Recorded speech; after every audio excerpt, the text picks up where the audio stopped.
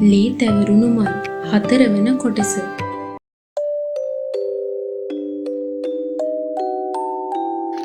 තම පවුල පිළිබඳව ඉන්දීවරියට ඇත්තේ අඳුරු මතකයකි. එය කටුකය. වෛද්‍යවරියක වීමෙන් පසු ඇය උත්සාහ කළේ මිනිසුන්ට සිතක් වී තම මියගිය මාපියන්ට යම් අයුරකින් සාධාරණයක් ඉටු කර දීමටය. ඔවුන් යහපතුන් බව ඔහු හුඟක්ම විශ්වාස කළාය. වතාවක් හඳුනාගත් තම ගම් ප්‍රදේශයේ අයෙක් කී දෙයක් ඇයට සිහිපත් විය. හොඳ අයගේ ආයුෂ කොටයි නෝනා. එහෙව් වින්නැයියක් උනේ මොන පාපයකටද? කාටද? කාටවත් කරදරයක් නැති මිනිස්සු. තමන් කරනා යහපත් දෙයින් මළවුන්ට අස්වැසුමක් ලැබෙතැයි ඔහු ඇදහිය.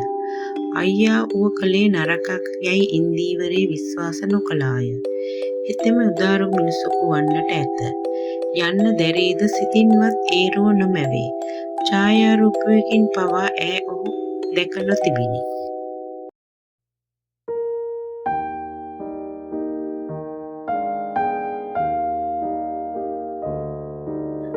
දේසිතට සුවය ලැබීය.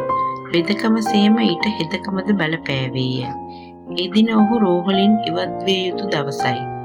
දේසිත, දැන් ඔයාට ගෙදර යන්න පුළුවන්. ඉන්දීවරී ඔහු දෙස බලා කීයේ මහා බරක් ඉවත ලෝ කලකමිනි.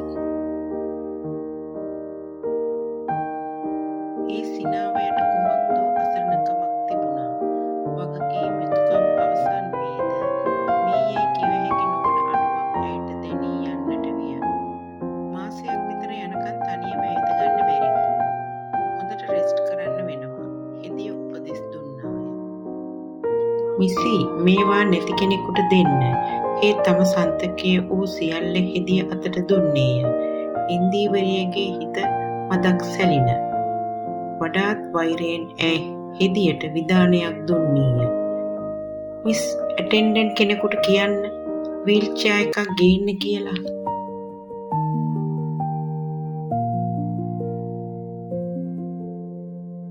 හෙදිය ඉක්ම ගිය පසු ඇය දේසිත දෙස කෙලින් බැලීය. ඒ තිවුණු නෙත්සර ඇගේ හදකුණේ ගැටෙන තිගැස්සිද. එය නොවිය යුත්තක් බව ඇයට කල්පනා විය. මං ඔයාව ගෙදර බස්සන්නම්. මගේ කාර් එක ලෑස්ති කළා.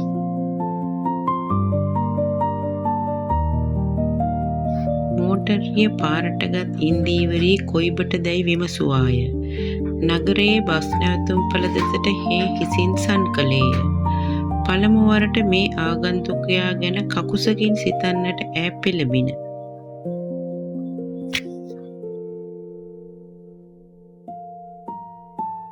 ගිලන්ව සිටියදී ඔහු බලන්නට කිසිවකු පැමිණියේ නැත. තොරතුරු දැන්විය යුතුගේ නමක්ද නොදින. ගමරට පවා නොකී ඔහු කෙබඳු අසරණයෙක්ද? ඉන්දිවරී රථය පාර අයිනට කොට නතර කළාය. ඔයා ඉන්නේ කොහේද? එවරද හේ නිහඬය.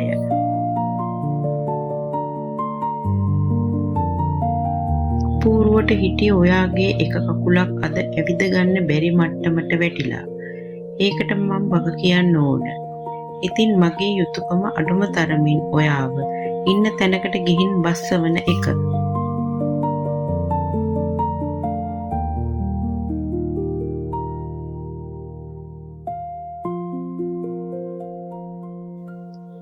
දේවතාවක් වන් මේ ගැහැණියගේ මුහුණ බලා තමාගේ අනාථභාවය කියන්නේ කෙලෙසකද? ඉසිත බොහෝ වේදනාවට පත්වෙනු ඇත. දේසිත ආත්මානුකම්පාවෙන් එළි ගියේය. ඩොක්ටර්, පුංචි අත්වැරද්දකට ඔය තරම් වන්දි ගෙවන්න හදන්න එපා.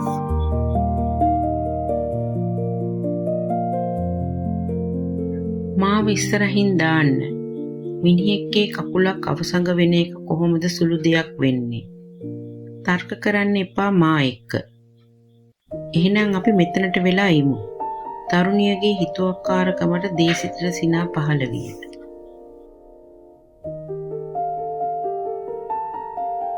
එසැනින් සිනාව වියකී ඔහු මුව විවර වෙන. කොහේ යන්නද කියලා මංවත් දන්නේ නෑ. ඇයි ඔයාගේ ගෙදර නෑදෑයෝ එලෙස ඇසිද? Tamanගේ ඉරණමද එය නොවේදයි එකිනෙහිම ඇයිට සිහිවන.